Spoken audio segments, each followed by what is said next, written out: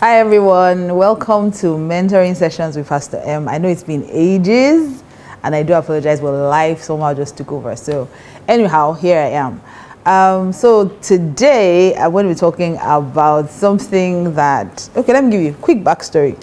So I was just listening to a couple of my old messages and I stumbled on one really interesting one that I know most of you haven't heard. I think I preached it in 2012. Yes, 2012.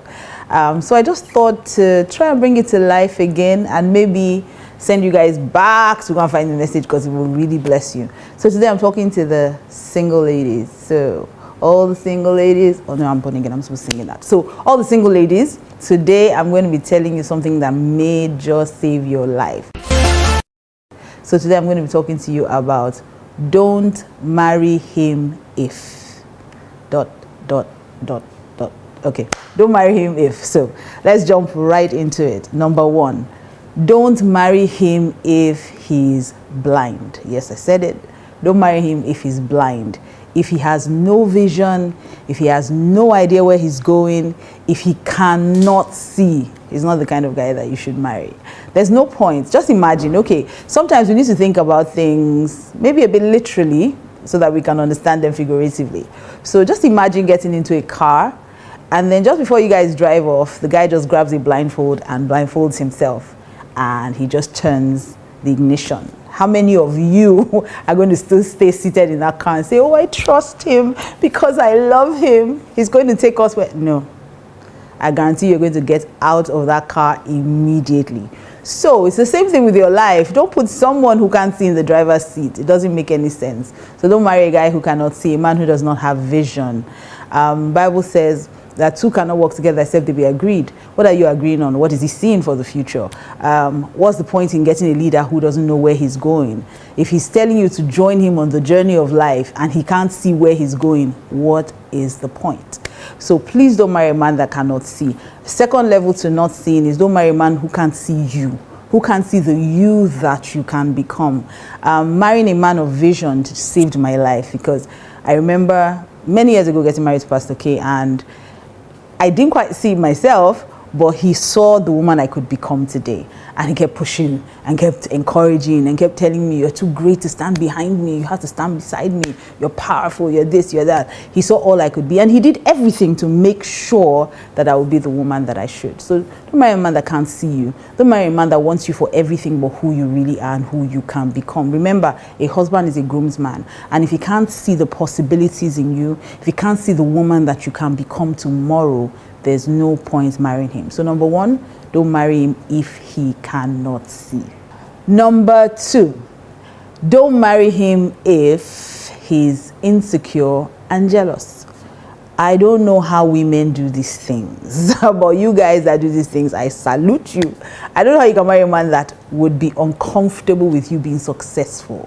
I don't know how you can marry a man who is not rooting for you. I don't know how you can marry a man who is not your biggest cheerleader. One of the worst things you can do to yourself is marry a man who is insecure. First of all, men already have a large ego, and that's already something you have to deal with. And imagine someone who has issues with women being great.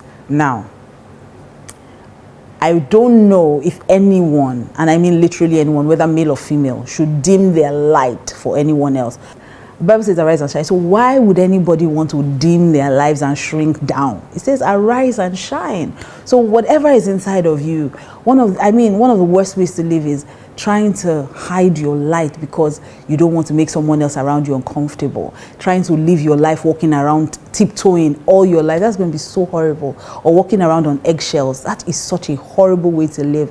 If you're going to live with someone for the rest of your life, one of the things you must be is comfortable around them. You should be comfortable to be great. Be comfortable to share your testimonies. You shouldn't worry about, oh, if I get this job, how is it going to feel? Or if I progress in my career, how is it going to take it? No, you should be excited knowing that when you get home and you share your testimony, it's going to be just as excited, if not more excited for you. Every time I have a big win, my husband is excited, he's jumping, sometimes even much more than me, because sometimes I'm like, I don't understand why you're this happy. And then he's like, big preacher. I'm like, what's that? My wife is a celeb. I say, I beg, hold it. But imagine having to always worry about what testimony to share, always having to worry about how to declare whether you have this money or not, because you don't know how he's going to take it. You don't know what you will say that will make him uncomfortable. You know, so don't marry a man that is insecure.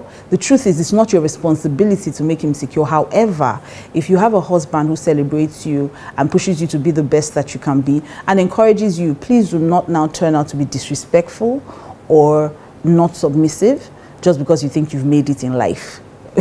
We must both be able to thrive and encourage each other and love on each other. So don't marry a man that's insecure. It's one of the worst things you can do to yourself as a single lady. And if you're a single lady right now and you are hiding your car or your house, or you can live your best life and you're hiding it because you're afraid that men are not going to marry, trust me, those are not the kind of men that you would marry anyway, or you should marry anyway. No.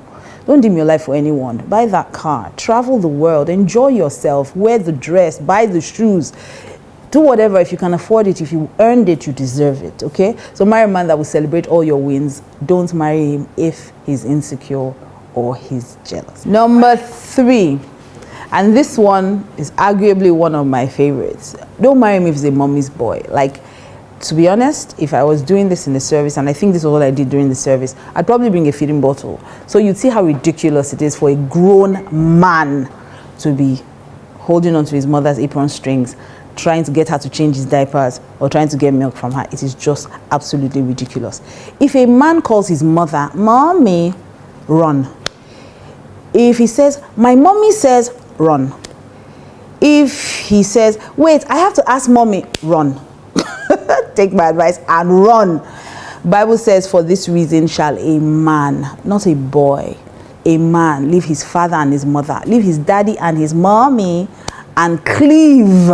So it speaks of maturity. If he's not mature, if he's a mommy's boy, if everything he does, he has to run it by his mom, it's not a man to marry, okay? And I'm not saying that you should marry a man who's disrespectful to his mother, because the truth is the way he treats his mom is most likely the way he's going to treat you, or his sisters for that matter. But if he's the kind of person that cannot make decisions on his own, if he's the kind of person that is easily influenced by his mom, siblings, anyone really, if he's the kind of person that cannot make any decision and stick to it, he's not the kind of man that you should marry. It's very dangerous to be stuck with a mommy's boy. I've seen families utterly destroyed by a man who cannot stand up for anything. I know someone who his mom would come to his house and beat up his wife, and he would say nothing about it. He would say things like, "What am I going to do now? She's my mom." She's your mom. That's the reason why you can do something about it. You are the one that can tell her, "Oh, don't do this. That's crossing the line." So if you meet a guy who can't stand up his mom, trust me, there'll be times that in the marriage you probably will be at loggerheads with her. Hopefully not, but there will be times it can happen. So you need a man who's be able to stand up for what is right, a man who's going to be able to stand up for what he believes. So don't marry a mommy's boy. Don't marry a boy who's still taking money from his mom. Whoever holds the purse strings controls the family. So if your mother-in-law is still controlling everything, if she's giving freedom to just waltz into the home at any time, that's why the Bible says a man must leave to cleave. There can't be any cleaving if there's no leaving. So he has to leave his mom and his dad to be able to cleave to you properly. I don't know, because I'm playing weird scenarios in my head, but I'm just imagining that you probably grew up in a family where you guys don't pound yam. You're a poundo kind of girl, you know. You make it on fire, just turn the tin. Nobody's hearing the sound of mortar and piston in your house or anything. And then his mom just says, "Oh no, that's not. My son doesn't eat. Only eats fresh pounded yam." And then she now goes on to take over from. Let me tell you, it might seem like that's her business. She can do, because I literally can hear some of you rolling your eyes. That's her business. She wants to pound yam. Let me tell you, it starts with little things. Before you know it, she says, "Oh, my son doesn't do this. My son doesn't do that. Oh, we don't do this in our family." And then he says, "Oh, yes, what mommy said. Oh, yes, what mommy said." It starts with little things like that. There's a scenario that people used to use back then. I don't know if it's gone around in recent times, but there's this scenario about a woman. I don't know if it's a true story, but about a woman that used to go around when we still had Blackberries. It was a broadcast. There was a woman who left her new baby, with her mother-in-law. By the time she came back, the woman had given the baby large tribal marks, like as if the child fought a tiger, you know what I mean? And the woman was livid. And she was like, they were like, "What will you do?" And someone was saying, "I was going to do my mother." And I'm just thinking, if your husband is a mommy's boy, and trust me, you're not doing anything about it. So if you know that your husband can't stand up for himself, he can't make decisions, or your fiance, then don't marry him. So that would be my number 3. Don't marry me if he's a mommy's boy. Number 4, don't marry him if he's abusive. Now, I don't care whether it is physically, emotionally, verbally, psychologically, social medially, I don't know. Whatever way, if he's abusive, it's a no-go. That's a good time to just run for your life.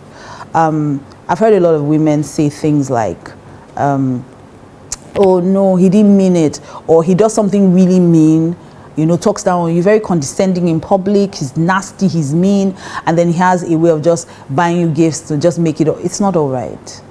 Oh, he didn't mean, no, he's not all right. If he's abusive, it is a horrible way to live. Some people say things like, oh, but he's never hit me, but his words are hitting you daily. He says things like, you're stupid. He says things like, I don't even know I'm stuck with you. He says things like, I'm even doing you a favor by being with you. No one is doing you a favor by being with you. You are the prize. I say this all the time to ladies. You are the prize. He that finds a wife finds a good thing and obtains favor. So you are the good thing. You are the favor pipe. Without you, there's no favor. So every man that meets you should actually see it as a privilege to have you in his life. So if a man makes you feel less than you are, whether he's hitting, if he's hitting, he can't even be hitting you. Why is he hitting you? Let me not be angry. Why is he hitting you? No, let's stop and think about it for a few minutes. Why is he hitting you? No, he's not hitting you. If he's threatening to hit you, if he's giving you body, body, like he's threatening to slap you, you run for your life. Run for your life. I know someone who, and the bad thing about abuse is it has a way of suppressing you till you start accepting it as if it's normal. So I know of a woman who her husband would beat her. Hey God, I'm still angry just thinking about it. My whole body's shaking. He would beat her. He beat her one day with a plastic chair in their house. Beat her until the chair was broken. How does another human being break a chair on you? And she was crying and blocking. Because I had to ask her, I say, so, no vex, because I'm about to switch. No vex, as they beat you, what do they do? She said, oh, I'm dodging. I say, they dodge. Hey, God. So let's not. I'm not teaching you guys violence, but let's just say, just run for your life. Let's leave it there. If a guy is abusive, just run for your life. It's not a conversation for you to have. And I've heard crazy things like other single girls telling this, like real life, not that they just said me. I was sitting somewhere in my office when I used to work in Port Harcourt, and someone's boyfriend, not husband, boyfriend, not father, boyfriend. And I'm stressing not husband, not father, because even those ones don't have a right to beat you like that. Especially if you're an adult. If you're a child, your father can smack you. But if you're an adult, so anyhow, said her boyfriend beat her. And then as her boyfriend beat her, the ones in the office were telling her, how you gonna say man love you? If he no beats you, how you gonna say love you? I was livid. I was like, how is that the advice you give someone you guys call your friend? Say, don't answer this Lagos girl. We don't know as Lagos love DP. Wow. There's no Lagos love. There's no Port Harcourt love. There's no Warri love. There's only love in the Bible. And the love in the Bible tells me that love is patient, love is kind. It doesn't anywhere mention that love is abusive. So don't take anything abusive from anyone. I don't care how many gifts he buys you after. I don't care how many times he puts you on his DP and on social media and puts all the nice words. When he comes into the house, he's beating you. If at any time he's coming close to you and you feel fear, run. That's abuse. Some of us are so abused, we don't even understand what abuse is. Some of us are so comfortable with being in toxic situations, we don't even know what toxicity is anymore. If someone is treating you like you are less than a human being, if a man is punching you, hitting you, scratching, kicking, whatever, talk to someone. Open up, don't hide. Talk to someone and run for your life. So don't marry him if he's abusive, whether it's verbally, whether it's emotionally. So you have a small argument, he doesn't talk to you for weeks, literally makes you beg for attention. Run for your life. You deserve better. Okay? Tell them I said so. Run for your life. So number 5, Don't marry him if he's hot-tempered. Yeah, I know this is like piggybacking off the last point. So don't marry him if he's hot-tempered. Sometimes people are abusive and they're not necessarily hot-tempered, but I'm talking anger, visible anger, shouting, raised voices, little things that you do will trigger extreme reactions. So you crack a joke and it's like, how dare you? Oga, what did I carry? What did you throw? What's really going on, sir? It's not that deep at all. You say something to him and he just feels he's very vocal about how disrespectful you are and shouting, and nobody can seem to calm him down. Don't marry a man that is hot-tempered. If he's hot-tempered, he's most likely going to be irrational. Anger is a spirit, and take this from someone who used to be very angry. Anger is a spirit. If there's violence, it usually is triggered by anger. And it takes, no, don't marry a man that is angry. Honestly, I'm saying this because I've had too many women send me messages and say things like, I love him, he's sweet, he's this, but he's very hot-tempered.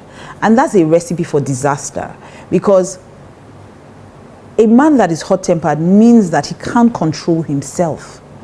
And I've seen people literally almost kill someone because they are angry. It's a terrible thing. So don't sit there and say, he's not really like that. It's just that he lost his temper. And I always say, he lost his temper. Must he find it on you? Must it be you he's beating? Someone actually told me that she's dating someone that he's very hot-tempered, but he's never hit her. I said, well, how does that work? She said, that anytime he's angry, he hits the wall. So my question is, the day there's no wall and you're the only one standing, and somehow, because anger makes you blind. Remember the saying, blind with fury? Yeah. Anger makes you blind. So imagine he's furious and he can't see anymore. And for some funny reason, Satan just makes you look like a wall. Think about it. Think about it. And jot things down. Just think about it for a minute. I don't know where you're going to end up, but let me tell you, people have died because of anger. So if a man is hot-tempered, he's not the kind of man you want to toy with. I know he will probably calm down after and apologize, but what happens between the time he's angry and he apologizes, usually only God can deliver you from. So if a man is hot-tempered, I would say run for your life. So don't marry him if you see any traces of uncontrolled anger. Anger is not a bad thing, only that the Bible says, in your anger do not sin. So what does he do when he's angry? That's what I'm concerned about. It says, do not let your anger, do not let the sun go down on your anger. What happens when someone has prolonged anger, or he can't express himself? He can't have a mature conversation and say, what you did, I don't like it. No, he has to use his fists. He has to use his head. He has to body slam you and do power drive and all those kind of moves that you do in WWE, all those kind of things. No. If a man is hot-tempered, trust me, he's not the kind of person that you want to toy with. The Bible says that anger rests in the bosom of fools. When someone is angry, they make foolish decisions, including stabbing women. So if a man is hot-tempered or he's violent, that's a good place to end that relationship. So I would say don't marry him if he's hot-tempered. Let me quickly add to that. Don't marry him if he's opinionated as well. So if he's hot-tempered, violent, or opinionated, he's a no-no, okay? Nobody can be right all the time. Usually the three go together. Like, how dare you? Why would you say that? This is what I want. Because, sir, who are you? How can it be only what you want? We're two people in the relationship. I've told her I don't like this. What about things she doesn't like, sir? So please, if he's opinionated, you can't get a word across. It's only what he wants that happens in the relationship. And the head, that's when he remembers it's the head, forgetting that the head is a leadership position. It's a leadership role, and it speaks of responsibility and love and tender care. So if he can't give you all those three things, please run away. If he can't give you love, if he's not responsible, he's not a leader, and he can't be tender with you, please run for your life. So I would say don't marry him if he's hot-tempered, violent, or opinionated. So number six. Don't marry him if he's stingy. Oh, I just heard a lot of women celebrating. Oh, don't marry a man that's stingy. Funny enough, that's one of the strongest things I heard my mom say over the years growing up. I always hear her say things like, God forbid, don't marry a stingy man. She would always say that thing, God forbid, nobody marry a stingy man. And today, I would say the same thing. Don't marry a stingy man. Don't marry a man that is, you know, Igbo people call them akagom. They can't bring us anything out of their hand. Hey, Jesus Christ. How can a human being even be stingy? Then a man, what happened? Don't marry a man that is stingy. Marry a man that is always having excuses. You can't get anything out of him. If you like, let be dying. You just stand there and say, oh, sorry. So what did they say? So what did the doctor say? Oh, God, bring up. Never. I'm not saying that women should be lazy, and I'm not saying that you should expect a man to do things for you. But if he's stingy to everyone around you, he's not generous. Generally, he's not. Let's even start from if he's stingy with God. A man that would not give to God would definitely not give to you. If he's not paying his tithe, he's definitely not going to give you anything. So a man that is not generous, I'm not just talking stingy in terms of money. I'm talking stingy in terms of everything. Stingy with his compliments, stingy with his time, stingy with his resources, whether it's money, whether it's people he knows. You know that there are people that you can be close to, and you're probably trying to get a job, and they are literally sitting on job opportunities, like 25 million job opportunities, and they will never say anything to you. Never. They want you to do everything, do everything by yourself, get everything by yourself, and they're claiming and lying to themselves that they're trying to make you strong. No. Anybody who is stingy with compliments, they can never say anything good. You make your hair, you're trying. You wrote a book, okay. Nothing. No, you never hear, oh, your hair is lovely. Oh, that's never. They'll never praise you, never. No. Don't marry a man that is stingy with anything. Stingy to his own family. Now, I'm not saying you, girlfriend, now. Do you understand? I'm talking family, even his family. You would never hear his sisters say anything kind about him. You would never, he's the kind of person that will go out and come back and buy one meat pie only for himself. And he's eating and you're watching him. And he's asking you, have you eaten? Not because he wants to offer you, that because he's eating. So marry a man that is stingy. Because let me tell you, you will need, when you get married, sometimes, to be honest, there will be times where you don't have it all, and you need someone that you even if you don't need it, to be honest, you just need that knowledge, that constant knowing that there's somebody that has my back, that if I need something I can go to, there's someone that I know I can rely on and I can count on. So if he's stingy, don't marry him. Number 7, this should go without saying, but hey, since we're doing it, I might as well. Number 7, don't marry him if he's unfaithful. Marriage doesn't change anybody. I know I hear things like, all men cheat, maybe but if you open your eye and you willingly enter a relationship where you know the man is cheating, because for the sake of argument, let me even say, I agree with you, let's try. But you know before you entered that is unfaithful, you say, when he gets married, auntie, just do comedy show and let people be paying you because you're wasting your talents. If you marry a man that you know with your eyes in your eye, you open like this, and you saw he has cheated on you, it's like 64 times in the relationship, and then on the wedding day you are dancing more than everybody because you are the girl that won. I'm sorry, that's so funny though. You are dancing because you think, I'm the one that won. You are doing nothing. You are doing all the mad things, open your mouth and doing chest like this, as if you won something big. Wow. You are the one that won, yes, but you are the one that won HIV. You are the one that won sleepless nights. You are the one that won PTSD and all the horrible things that come with infidelity. Let me tell you, if a man is unfaithful now, marriage is not going to change him. Nothing. Marriage doesn't change anyone. It only amplifies what's already there. So if it's good, marriage will amplify it. If it's bad, marriage will so amplify it, you won't even believe it.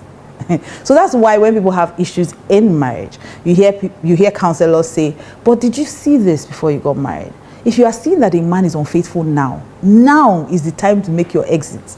Just run for your life before you are now bound. When you're in a relationship, you can say, I'm not doing it again. But if you're married, that's when you know that prayer is only work that married women do. When you do not say, I'll be praying. There's nothing God cannot do. There's nothing God will have you to forgive. God expects you to forgive. That's what you'll be hearing. But what about the horrors of not knowing where your husband is? The horrors of not knowing which girl he's with. The horrors of not even knowing what all those diabolical girls are doing out there. The horrors of knowing that your life is always under threat. Because maybe one girl latches onto him and now decides that, I could go want to replace this girl. So they are plotting your downfall and they want to kill you. What's the point in all of this? I understand when people don't even know, but when you know and you open your eye. So don't marry a man that is unfaithful. There's still men out there who are faithful. Men that have pledged their life, their body, and everything to God. Don't marry a man that is unfaithful. You are doing yourself injustice. You didn't win anything. let me just tell you, I don't want to call your name, but Nkechi, you that you're thinking that you have won, you have not won. Bolanle, you have not won. Do you hear me? Amina, just break it off now. Stop telling yourself, I'm the one that won, or I'm the girl he loves, I'm the one he took to the altar to do what? You didn't win anything. So if he's unfaithful now, run for your life. Like I said before, marriage doesn't change anyone. A lizard before marriage will not become a crocodile in marriage. So marriage does not change anyone. So if he's unfaithful, don't marry him. Number 8, if he's unruly, nobody can talk to him. I like him because he's a man of his own. Which kind of English is that, first of all? But he's a man of his own. Oh God, the things I hear in counseling. Let me do like Muchisom. He's a man of his own. He's not a man of his own. No. A man that nobody can talk to is, oh God. You just, you know what, just carry, she's noose, they call that thing. Just rope it around your neck, and just put chair that you, any minute you can kick, so you just kill yourself. Because you're about to kill yourself. If you get into marriage with someone that nobody can talk to, his parents can't talk to him, he doesn't have spiritual parents, he doesn't respect anybody, and nobody can talk to me, I'm the only one that can make decisions on my, you are dead already, auntie. You are dead. I'm telling you. Because at every point in a man's life, he needs another human being to speak over him. There must be someone that can tell him, come, this thing you're doing is not good. That's why we're putting community. That's why we're putting families. Because we can't know it all. There are times I thought I knew what I was doing. But just putting it before someone, the Bible says that in multitude of counselors, there's safety. Just calling my pastor and saying, oh, this is what I wanted to do. And he's like, what's that? Why would you think that? Look at this. And all of a sudden, it just looks like light. Illumination just comes in. You know, that's what ignorance is. It's darkness. Light just brings, it just opens up everything to you. That what were you thinking? And that's why the Bible says that in multitude of counselors, there's safety. There must be someone that can speak over him. When I was getting married to my husband, one of the first things he did was take me to 3 people. 3 people that he told me, see, if my head is touching, these were his exact words. These are the people that you can report me to, and my head will come back. These are people, yes, great relationship coach, yes, great pastor, all those kind of things. But the truth is, there are times that I have threatened to call. There are times I haven't called. Don't tell him I told you. I've called. And pastor will just say, okay, no, you are the one wrong. Or call him and say, so what's happening? Have you taken, that seems like she's tired. She needs a vacation. Because if I tell him I need a vacation, I will not believe me. Just believe I'm superhero or something. I need a vacation. I'm just saying it so that I can tell him. But anyhow, so you see, there are moments where I've had to use it. So if you have someone that nobody can talk to, you already, it's dangerous. So if you have a man that is unruly, a man that will, they say, don't drive one way. What's that? You will drive one way. Traffic light say stop. When it's red, that's when he will see green. He will move. Pay tight. That's when he will not pay. What's do you have sex before marriage? What did they know? Or do you know what Pastor 2 is doing? Everything they say, he will do the opposite. Everything. Come for this meeting, we are not doing it. They don't do this in the office. Today is the day of appraisal. You must submit it. Why must I submit that day? I will do what I like. It's not to go beg a child. Everything they unruly. Totally. And that's the one you want to go and trick your head. Why? He loves me, he will change. Why? Why? Why do you think he will change? What do you have that Jesus does not have? And Jesus has not been able to change him yet. A man is unruly, run for your life. So do not marry a man if he's unruly. Number 9. I'm not sure a lot of you are going to like me after this, but I'm going to say it because it is what it is. Number 9, don't marry him if he spoils you.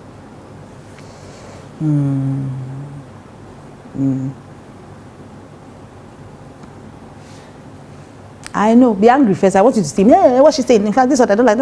Wait before you switch off. Don't marry a man that spoils you. And let me clarify. There's a difference between spoiling and pampering. Okay? Marry a man who pampers you. Of course, marry a man who pampers you. But if you have a man who cannot tell you the truth, a man who allows you to get away with blue murder, especially because you can throw around a few tears, or you have his mumu button, I will just cook this soup for him, or I'll just wear negligee and lie down and see. You are getting ready to destroy your life. Don't marry a man that lets you get away with even the things you know are bad. So I will say, and I will say it again, don't marry a man that spoils you. Marry a man who pampers you, a man who knows that you are deserving of all the finest things of life. But a man who spoils you by not telling you the truth. Eli, let's look at the Bible. Eli couldn't tell his sons the truth. They were a disaster, doing whatever they liked in the temple of God. Eli was a high priest, for those of you who didn't know. And when God was going to do what he was going to do, he destroyed all of them and canceled a whole generation. David was on the run from his son Absalom and all those things because he could not stand up to his son when he raped his daughter. Look, there are times when we must just be okay with being corrected. Because the Bible says this is one the Lord loves that he chastises. So if he loves you, he should be able to correct you. There are lots of times my husband has told me no or yes concerning the situation. I didn't like it, but I'm the better for it. I remember when I was trusting God for children. Oh God. I didn't like it though. My husband would tell me, oh, I will know when you're in faith. Oh, you're not studying the word. All those things were annoying me.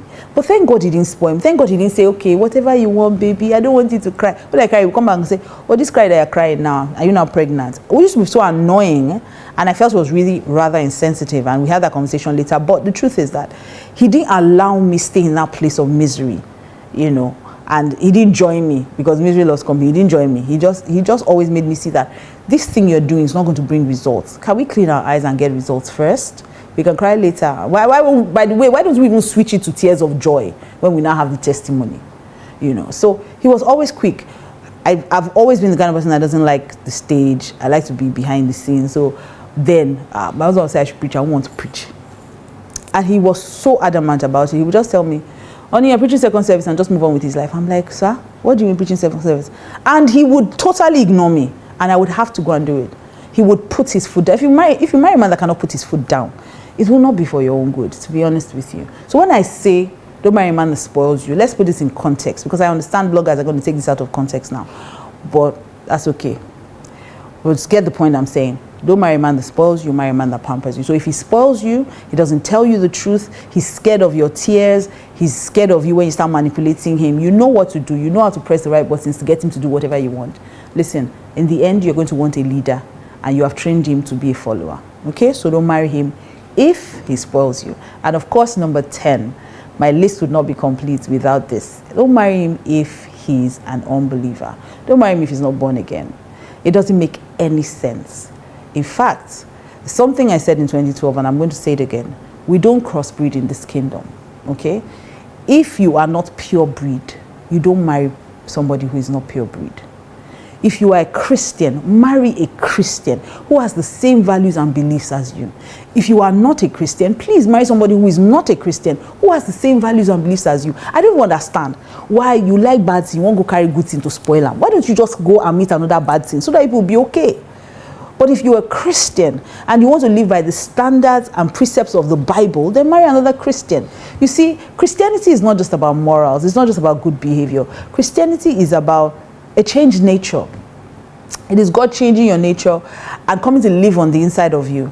And you are now translated from the kingdom of darkness into the kingdom of light. So we're now citizens of heaven. I mean, it's such a deep concept. You're now living, you're no longer dead. So I share this everywhere I go, or every time I have the opportunity to. God rescued me a long time ago from this concept because he shared with me this simple principle. You know how the Bible says that we are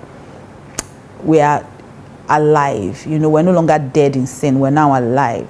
He says in natural life, like normal life as we have now, I don't see many people go to the cemetery to say, oh, I want to marry this man because he's gorgeous. God, guys, see his lashes. Hey, see his brows. Oh God, my children will have edges. No. You don't even go to the mortuary and say, well, I want to marry this guy. Why? Because he's worth millions. No. Why don't you do that though? Oh, this guy is so tall, he's dark, he's handsome. But he's dead. You are alive, so you don't go and pick a dead body to marry. So why do we do that in the kingdom of God? Why are you, my born-again sister, who is alive in Christ, now going to the mortuary to go and pick someone who is dead in sin to marry? It doesn't make any sense.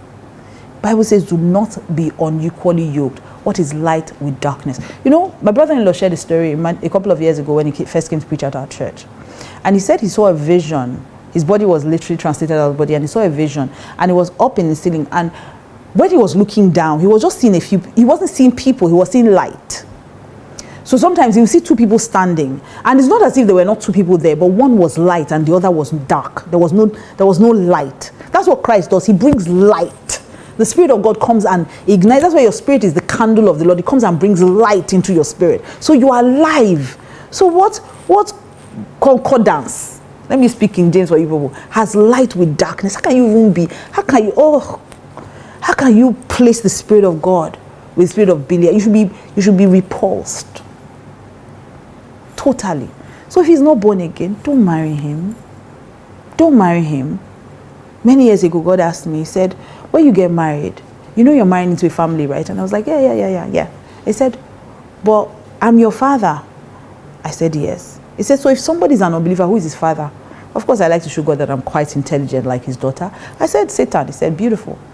So if you're married to someone whose father is Satan, that means Satan is your father-in-law, right? I didn't quite see it that way until then. I said, and any good father-in-law would move about with gifts. So imagine Satan, your father-in-law, because you chose to marry an unbeliever, not abusing you, now came to your house. Of course, he will come with demons. Will he not come with quarrel? Will he not come with fights? Will he not come with problem? The same way your father-in-law will come with oporoko and yam and oporo and all kinds of things and dry fish. Your father-in-law has to come with quarrel, with problem, with chaos. So why do you want to do that to yourself? Marry into a good family. Marry into a God family. We don't crossbreed in this kingdom. If you're a Christian, marry a Christian. If you're an unbeliever, marry an unbeliever. So number 10 is don't marry him if he's not born again. And that's my 10, okay? My 10 on don't marry him if. Hopefully I'll back with don't marry her if, so the guys are not left out. God bless you guys. Had so much fun. Bye.